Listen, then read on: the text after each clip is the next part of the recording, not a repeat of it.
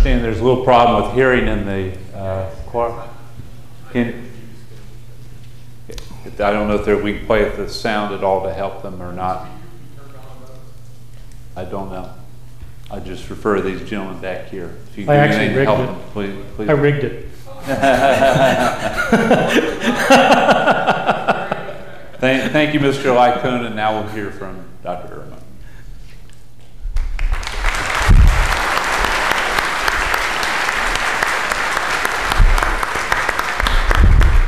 Well, thank you very much for having me, and thank you all for coming. How many of you believe that Jesus was physically raised from the dead?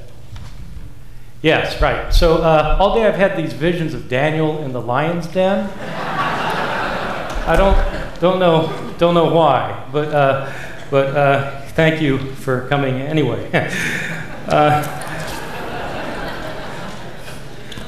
Well, I'd like to thank Mike for that learned and clear opening statement. I had heard that Mike was a skilled and thoughtful speaker, and now I can see why he has that reputation. In this first speech of mine, I'm not going to be dealing directly with what he just said because I have a prepared speech, and I will try and answer his points in my first refutation. So I won't be dealing directly with what he'd say. I would like to say that I used to believe absolutely everything that Mike has just presented about the resurrection of Jesus. I have my undergraduate degree from Wheaton College, an evangelical school where these things are taught. Even before that, I went to a yet more conservative school, the Moody Bible Institute, where Bible is our middle name. These things are taught quite avidly there. I took several courses on apologetics, the subject in which Mike is an expert. I used to believe in the physical resurrection of Jesus with my entire heart and soul. I used to preach the resurrection of Jesus, and I used to try and convince other people that Jesus, in fact, was physically raised from the dead. But then I started studying these matters, not simply accepting what my teachers had said, but looking into them deeply myself. I learned Greek and started studying the New Testament in the original Greek language. I learned Hebrew and studied the Old Testament. I learned Latin, Syriac, and Coptic to be able to study New Testament manuscripts and the non-canonical traditions of Jesus in their original languages. I immersed myself in the world of the first century, reading non-Christian Jewish and pagan texts from the Roman Empire and before, and I tried, to the best of my ability, to master everything written by a Christian from the first 300 years of Christianity. I became a historian of Christian antiquity. And for 25 years now, I've done my research in this area night and day. I'm not a philosopher. I am a historian, and I'm dedicated to finding out the historical truth. In all of my study, I've had one objective: to learn the truth and to dedicate my life to it. After my years of study, I finally came to the conclusion that everything I had previously thought about the historical evidence for the resurrection was absolutely wrong. Let me begin by explaining in simple terms. This will be covering similar grounds to what Mike has just covered, but in a very different way. What is it that historians do? Historians try to establish what probably happened in the past. They try to establish what probably happened in the past. We can't know what happened in the past. We can have levels of probability of what happened in the past. What was Bill Clinton doing in the year 1992? We're actually pretty well informed about that, what Bill Clinton was doing. And we have relatively high levels of certainty of what he was doing in 1992, those of us who were awake and alive at the time. What about 1972? Well, that's a little bit more difficult because we don't have as good of documentation. What if we go back several hundred years? What about Shakespeare? Do we really know that Shakespeare wrote all of his plays? Well, there are debates about this. Why are there debates about it? Because it's a long time ago and there isn't very good evidence one way or the other. Did Caesar cross the Rubicon?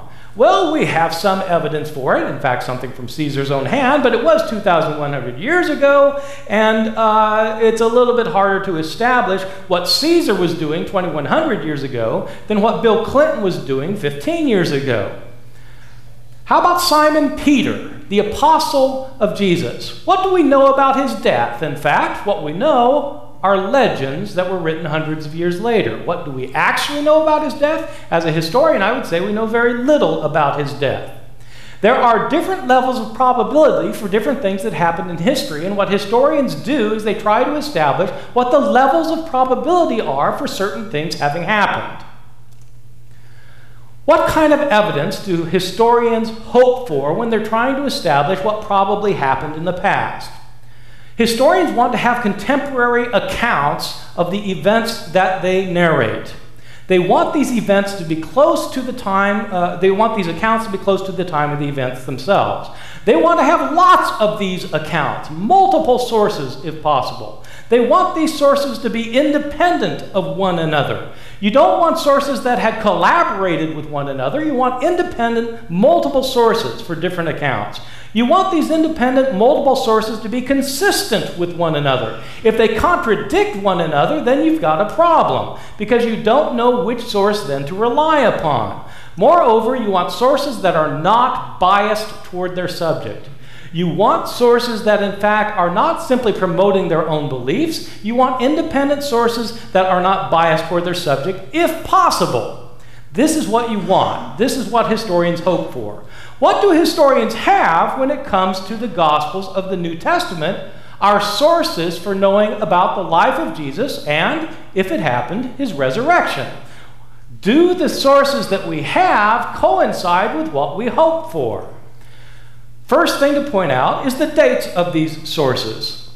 The Gospels of the New Testament are much later than the accounts that they narrate. Most historians date the first Gospel as the Gospel of Mark and indicate that it was written sometime around the year 65 or 70 AD. In other words, 35 or 40 years after the death of Jesus. And it is our first Gospel. Matthew and Luke were written 10 or 15 years later, maybe 80 to 85. John is written 10 or 15 years after that, maybe 90 to 95. In other words, our Gospels are separated from the life of Jesus anywhere from 35 to 65 years. That's the time gap between the death of Jesus and the first accounts of his life, 35 to 65 years. They are not contemporary accounts. These accounts are not written by eyewitnesses, and they don't claim to be. Matthew, Mark, Luke, and John do not claim to be written by people named Matthew, Mark, Luke, and John. Those are the titles in our Bibles, but those titles were added by later editors. Whoever wrote the Gospel according to Matthew didn't call it the Gospel according to Matthew. Somebody else is telling you who they think wrote the Gospel, and those ascriptions aren't found until the 2nd century. They're not original to Matthew, Mark, Luke, and John. These authors of Matthew, Mark, Luke, and John are writing later, and in fact, they're not even speaking the language that Jesus spoke, Aramaic. They write in Greek. They're highly literate, Greek-speaking Christians living decades later. Jesus' own disciples, by the way, were Aramaic speakers who were peasants of the lower class and were illiterate. They did not write the Gospels. Where did the Gospel writers get their stories from if they're writing decades after the fact? They got their stories from oral traditions that were in circulation year after year after the death of Jesus. Jesus died and people started telling stories about him in order to convert people to the faith. When somebody converted, they told the story to somebody else. That person told the stories to somebody else. That person told the stories to somebody else, and that person told the stories to somebody else. This went on for year after year after year, decade after decade, before the Gospel writers were themselves writing. What happens when stories are put in circulation orally? Stories get changed. If you ever had your children play the game telephone in a birthday party where one kid tells a story to the next kid sitting at the birthday party, and then the story goes to the next kid goes around the circle until it comes back to the first kid, it's a different story. If it weren't a different story, it'd be a pretty dumb birthday party game to play.